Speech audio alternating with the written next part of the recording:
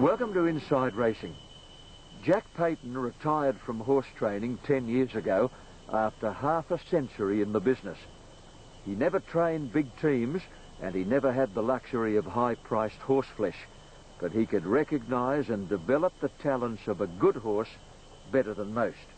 Horses like Targlish, who gave Jack his only Group 1 success in a galaxy at Randwick. Jack Paton is a quietly spoken, no-nonsense tradesman who earned the respect of all in the racing industry.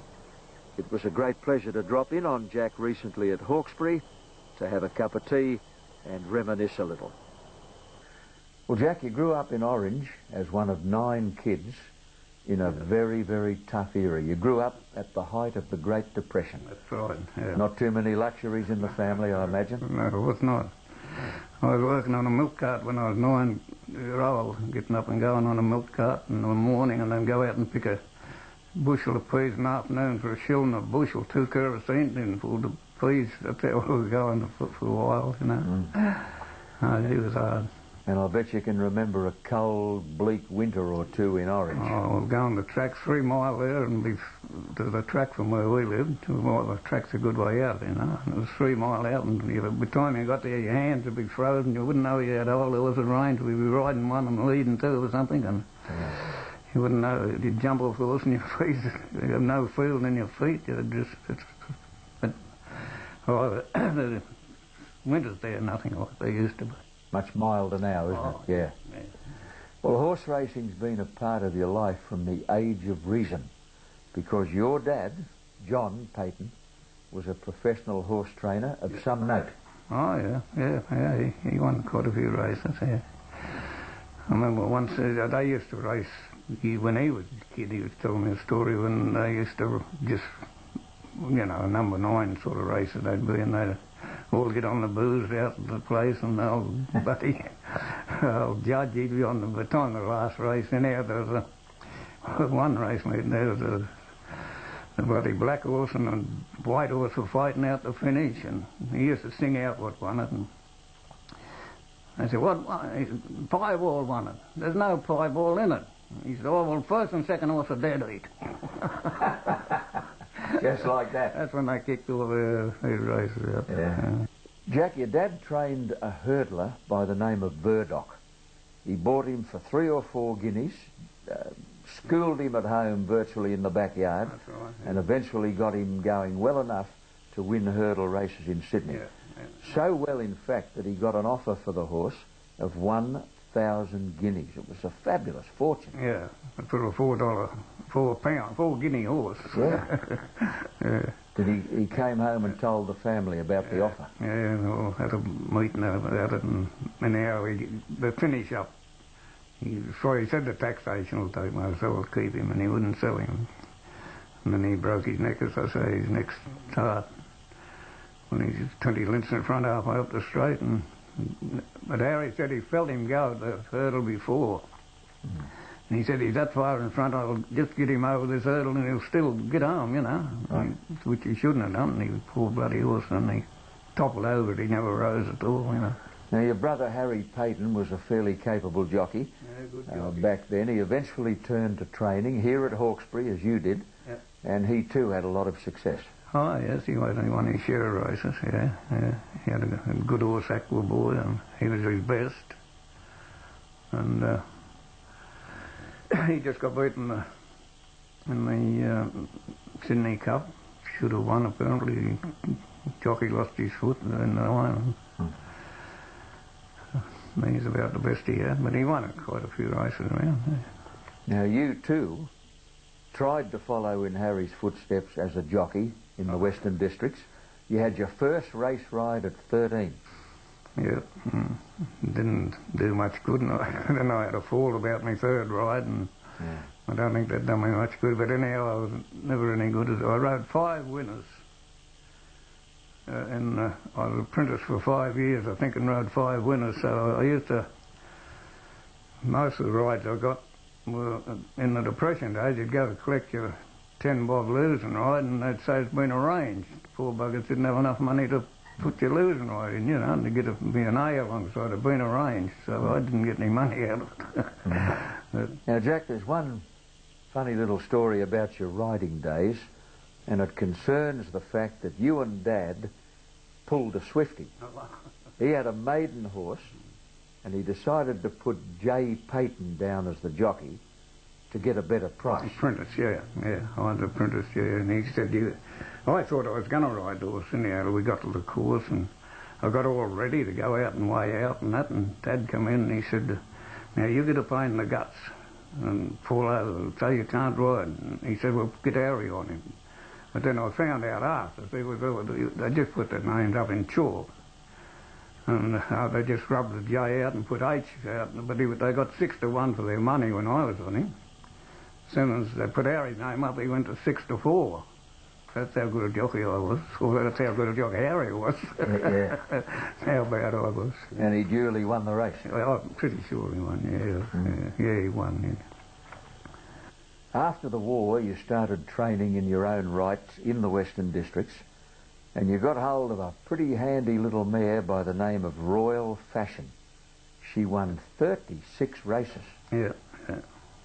She won everywhere in the bush. She raced till she was 9-year-old. But she won races everywhere. But I brought her to Sydney and she was no good. Like, she couldn't win down here. She wasn't up to that. But in the bush, she could handle weight, you know, and she kept us going for a long time. Now, we've stumbled upon an old press photograph here of Royal Fashion, ridden by your daughter Maureen. Yep, well, she won the cup. The papers come around getting photos after she won the cup, you know. You were doing things so tough as a trainer back in that era that there were times you couldn't afford the nomination fee. That's right, yeah. I remember arguing with Dad there once. I was getting nothing, you know. It was 10 bob to nominate us, so I might as well turn this game up. I can't even nominate me. The horse is ready to race. I haven't got much money to nominate. Now we raced it up, of course, but I might have been bluffing a bit.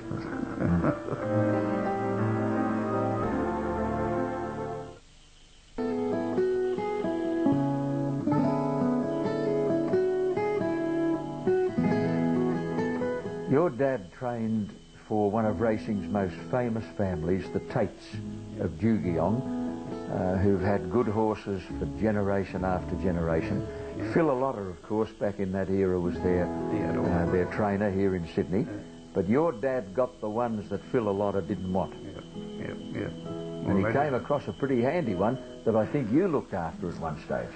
Yeah, well, we got 3 horses in. There was 2 fillies and a little colt. And fillies, lovely looking horses. And the colt, Dad said, I don't like him. Look at the size of him. He's a little 40, he wouldn't be 14-2. And only a little short neck. He didn't look anything. He said, you better take him. You can train him. And I said, oh, good, beauty. I'll train him. So I got him and got him going along, and he started to go pretty good, you know. And he took him back off me. He said, oh, I'll tell him, old fella, he mightn't like you training him. You haven't had much experience. You better put him in my name. I'll take him over. Yeah, your dad had been watching him gallop. Yeah, he'd been seeing him gallop, because we used to all go together to the track, you know. And he took him back. He won plenty of races with him, but as soon as he come real good, and the horse's name was Indian Chief. Yeah. He ran in a Melbourne Cup on one occasion. Yep. Yeah, he fell in the Cup too. Yeah, Georgie Moore rode him in the Cup. I think he rode him. He won a Metropolitan, and he went to Melbourne and fell in the Melbourne Cup. But no, he's a real good little horse. You had a horse called Near Time way back then. You took him to Newcastle for a race or two, and you must have thought he was a pretty good thing on one occasion, because you raked up £80. Yeah, we put on the two of us, 2 of them, me and my mate, yeah. Yeah, big bet. Yeah, well, he cost us a few. We give out deferred pay for him when we bought him, and we hadn't been long out of the army, and we done our money on him 2 or 3 times there, but been unlucky and just getting beat. And last week we better go home. We've got to go home, so we thought he's a good thing, and we got 80 quid we put on him, and he just got beat. And with the £30, I think it was, second prize money.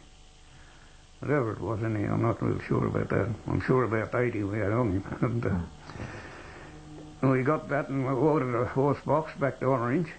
And then when we paid, we had to pay in advance, you know, for the horse box. We had nothing left out of the prize money. So the only way we get home is get in the horse with the horses. Like every station they come, we'd have to jump back in with the horse in case the ticket snapper bloke come round. 1964 was the year you decided to make the move to Sydney. You came to Hawkesbury with two pretty nice horses, Royal Grace and Idle's Image. That's right, Royal Grace and Idle's Image, yeah. Did they win pretty quickly? Idle's Image did. She won first time I took her to Rose Hill. And another big mare broke down. And then Idle's Image finished up breaking down. The track here used to come downhill after you passed the Wynnum Post. And big heavy horses on their, you know, and attendants, both attendants. You found that horse training simply wasn't bringing in enough money with which to support your family. So you went to work for the good old Main Roads Department, and you operated a jackhammer for quite a while on the new landing strip at the Richmond Air Force Base. That's right, yeah. Tough work. Yeah, that was hard, yeah. We finished up and then I think it was about that time Hyperion come round and that sort of kicked me off again. Terry Mulhall come and offered me, he said, "You're going to buy some horses, but I train them." And from then on I sort of kicked on, yeah. Now you're talking about Hyperion thoroughbreds who were the pioneers of racehorse syndication in this part of the world. Yeah, and the two men in question, Alan Gainey and Terry Mulhall, put the outfit together. They had to select the right trainers, and you were on that shortlist. Yeah, well, I was one of the lucky ones, yeah. And they stuck to me too, right through thick and thin. Yeah. Now, Jack, some of those horses had enormous numbers of owners, didn't they? Oh, yeah, they got a lot. When they got the syndicate going properly, they had up to 20 owners and some of them. Now, did a lot of those owners turn up here to see their horses on a regular basis? Oh, yeah. We used to have a lot of dues up the back there, yeah. And barbecues, and they'd come up there. And now, you trained a lot of horses for the Hyperion Thoroughbred group, but easily the best, arguably the best horse you ever put a bridle on, and your only Group 1 winner was Targlish. He just kept on winning campaign after campaign. Yep. Yeah, he never looked like breaking down. Targlish hit the lead. Look at Robbie and Steele jumping out of the ground. Targlish is in front. Robbie and Steele won't pick him up, and Targlish beat the fast finishing Robbie and Steele. He raced till he was 9. And Kenny Russell rode him the last start he had at Rose Hill, and he come in and he said he's pretty sore somewhere. I don't know, he felt sore. So they all decided straight away, well, we won't race him anymore. And he said, I'm sure he would have kept on going and winning races, you know. He puffed up a bit in the fetlock the next day, you know. So genuine, wasn't he? Yeah. Gosh, he was a trier. Well, what about that Group 1er, Jack? You'll never forget it, the 1989 Galaxy. Gavin Duffy was the jockey, and he beat a top-grade field with ridiculous ease. Yeah, he won easy, yeah. He got a track to suit him, mud. It was muddy, real mud, you know, but that's true. He started favourite. He looked certainly on paper, I thought he'd won his start before at Rose Hill. They said, well, we'll run him in the Galaxy if he's... if we happen, it might still be raining. There's been a lot of rain about that year.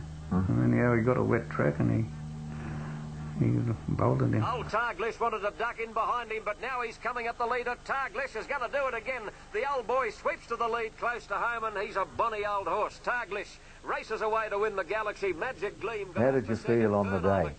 It was a long, long way from those early days at Orange. Oh, yeah, sure. Pucked you up a bit.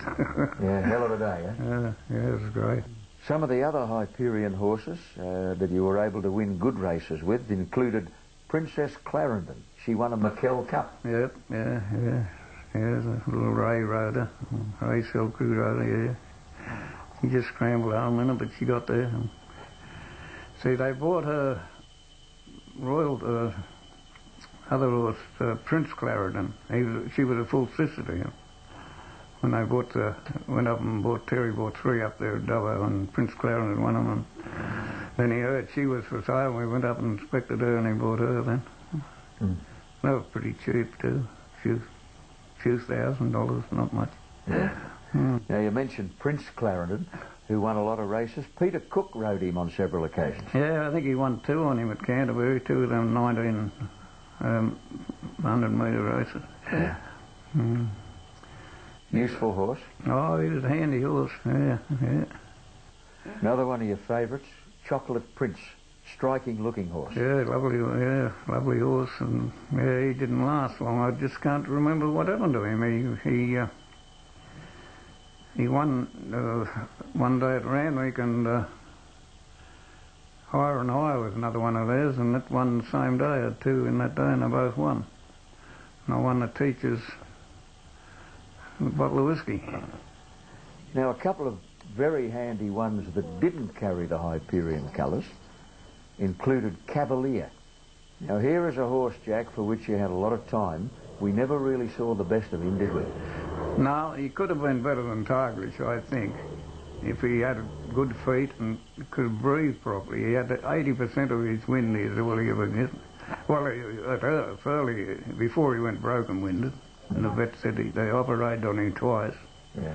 And they couldn't sew the flap back any further, you know, but they had to leave it.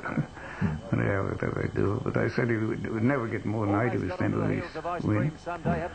And then his feet were bloody Laxmus was there every second day doing something to his feet. That's all he could hardly walk. And he tried his heart out every time he go around. I remember one day at Randwick and Kenny Russell rode him, and he got beat a whisker. He might have beat a neck or something. And he said, oh, I was going to bring him back at the barrier. He felt that sore. He said, I thought he would fall over with me. All heart. Yeah, pretty hard. He won the Satellite Stakes at Rose Hill, and he beat a very handy field that day. Good field there, yeah, that's fine. Georgie Moore,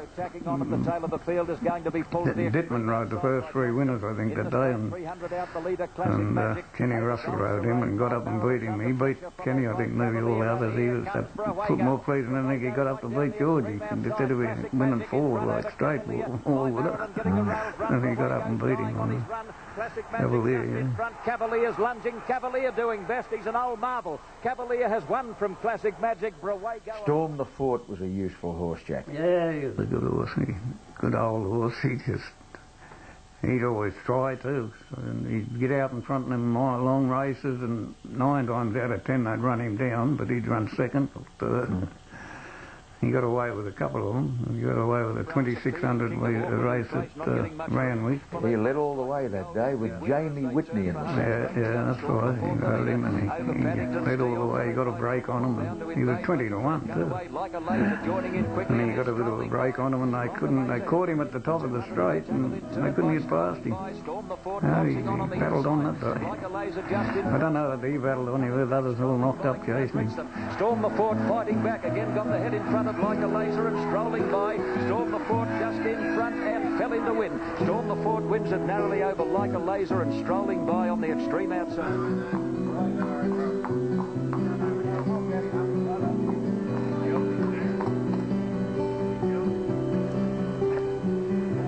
Well, Jack, there was a magic moment way back when you were down in Sydney with your father, and you were at the old Kensington track one morning, and a certain champion jockey was riding a rogue horse in track work, and you've never forgotten it. Yeah, he got on him, Darby Munro. He got on him to take him out on the track in a little exercise saddle, and I've never seen a horse buck as well as him in a buck jump show.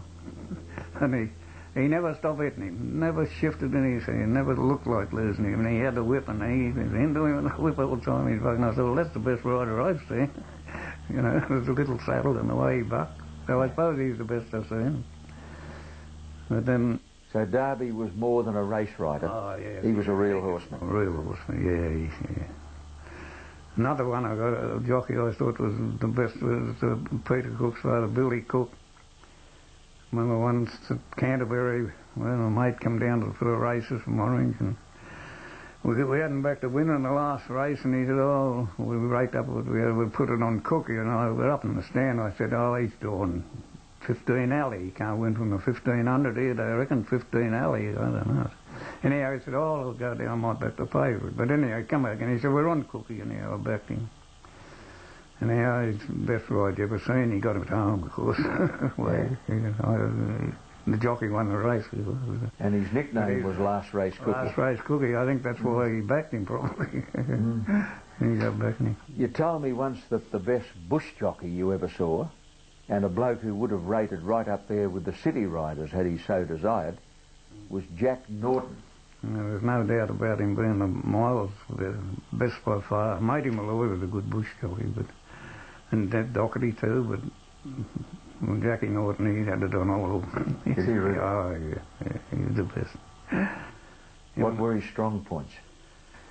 More patience. He didn't look to be doing much on the horse, but he could always get the best out of him. He very seldom lead. He's always getting a break win, getting a win break with him and getting behind a runner or two. Yeah. And he'd get him home for you. Him and I had a lot of ins and outs. Sometimes we had a fight and an argument, and I'd sack him, and when I'd sack him, I couldn't win a race, and him and Dad got on the booze one day, and Dad said, put Norton back on. I wasn't winning any races either, and he wasn't winning. He said, put Norton back on, he'll win some races. And we kept the record, and I'm sure it was 11 out of 13 races he won for me that time. There was another popular little Sydney jockey who rode Idol's image for you on one occasion, and I know that you greatly admired him, the late George Pottmore, who passed on very recently. Yeah, there's no doubt about it. He was a good little bloke, and I got him to ride my horse every time I could. He won a rolling mile here for me on a horse called Projet. We brought him down. He wasn't worth 2 bob in the mud. And when we got down there, it was wet as bog it was, and said, oh, he can't win, but he led all the way on him and won on him. I don't know, there's different tracks up there, and that track up there, he couldn't go on the mud. Jack, you've always been a quietly spoken, unassuming and shy man. And I imagine when you first came to the Big Smoke as a trainer, you had to feel your way around quietly. And it's not easy to make friends in the Big Smoke.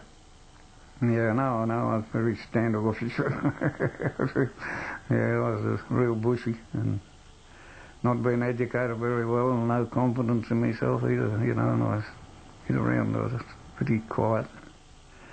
But, there was one high-profile Sydney trainer who always took time out to say good day to Jack Paton. Yeah, Neville Begg. He'd come up to me and have a yarn with me. He could see the position I was in, I think.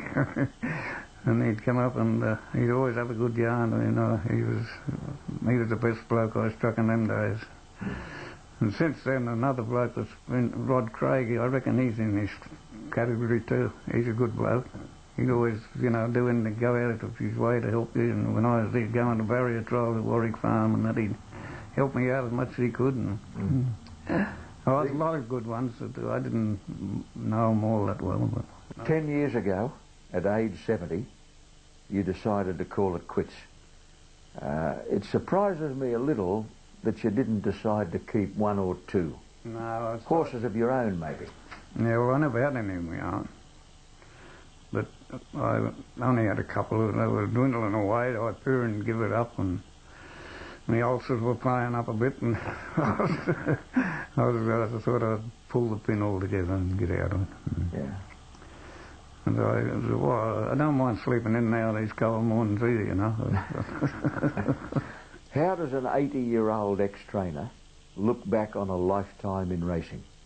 Any regrets? No regrets whatsoever, no. I never ever... I had a licence from the time I was 13 until 17. I never ever got rubbed out once. Never got a day suspension. So that's not a bad record. So. Something to be proud of. I thought it was all right, yeah. Not that I shouldn't have, I suppose, a few times, but I didn't. I got away with it, yeah. No, that was all right. No, I had no regrets whatsoever. No, I'd never do anything else if I had my time over, but I'd do things different. But I'd still be a horse trainer.